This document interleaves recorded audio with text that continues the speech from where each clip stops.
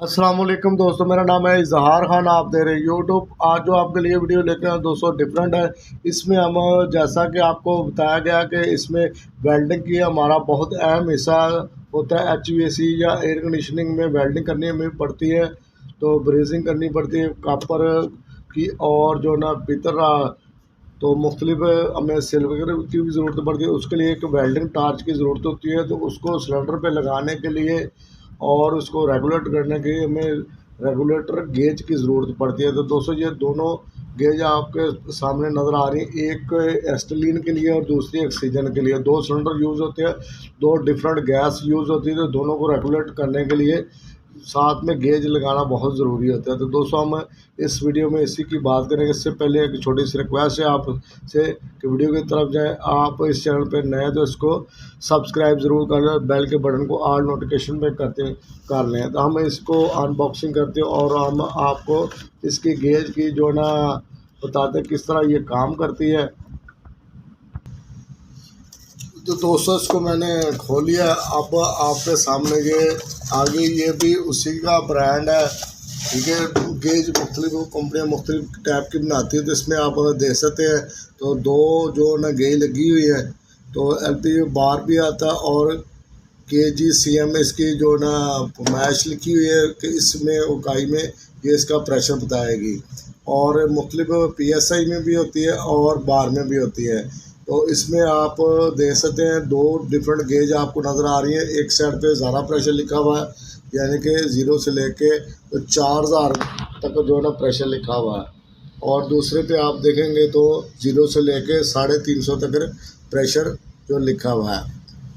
तो किलोग्राम में जो लिखा गया वो छोटे हिस्सों में लिखा गया। यहाँ पे आप देखेंगे ब्लैक कलर में, और इसी तरह जो दूसरा जो रेड कलर में वो दूसरी मैश लिखी गई है। इसी तरह आप यहाँ पे आ जाएं तो इसमें जैसा कि मैंने आपको उसमें दिखाया, उसमें जो चूड़ी होती है वो उल्टी तरफ कसाई करती है, इसमें जो चूड़ी होती है सीधी तरफ कसाई होती है।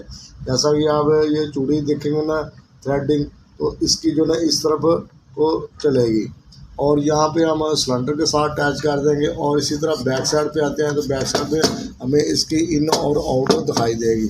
जैसा कि इस जगह पे आप देखेंगे तो आपको ये यहाँ से गैस, इसमें जो ऑक्सीजन गैस इन होगी, और यहाँ से जो ना ये वाला इनका प्रेशर जो सिलेंडर में प्रेशर होगा वो प्रेशर इसमें शो होगा, और जो आगे रेगुलेटर होके जाएगा वो यहाँ से शो होगा।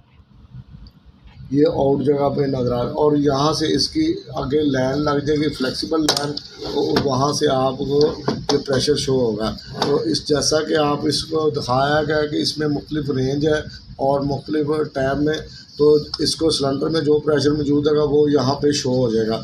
और आगे हमें ज़रूरत पड़ती है, जैसा कि ये आपको दिखाएगा 0 से लेके 50 के करीब जो हमारा प्रेशर बेहतरीन होता है वेल्डिंग के लिए। 50 तक हम इसको रेगुलेट करके इजीली वेल्डिंग कर सकते हैं। अगर आपने बड़ी वेल्डिंग करनी है या कटर चलाना है तो उसके लिए आप इसको ज़्यादा भी बढ़ा सकते हैं। और उसके बाद आ जाता है ये इसके ऊपर जो रेगुलेटर नाप लगनी है, तो इसी तरह ये भी ये इसकी सेम उसी तरह एस्टिलीन की तरह ही है। इस तरफ जैसा कि आपने लिखा दे रहे हैं, इसमें हाई और लो लिखा नज़र आ रहा है आपको, 2 तीर के निशान। अगर हम इसको इस तरफ कसाई करेंगे तो ये खुल जाएगा, लो हो जाएगा। ये वाला जो रेगुलेटर है ये ऊपर उठना शुरू हो जाएगा। अगर हम कसाई करेंगे तो ये स्प्रिंग जो बना हुआ है ये नीचे को दबाना शुरू कर देगा और गैस का प्रेशर बढ़ता जाएगा।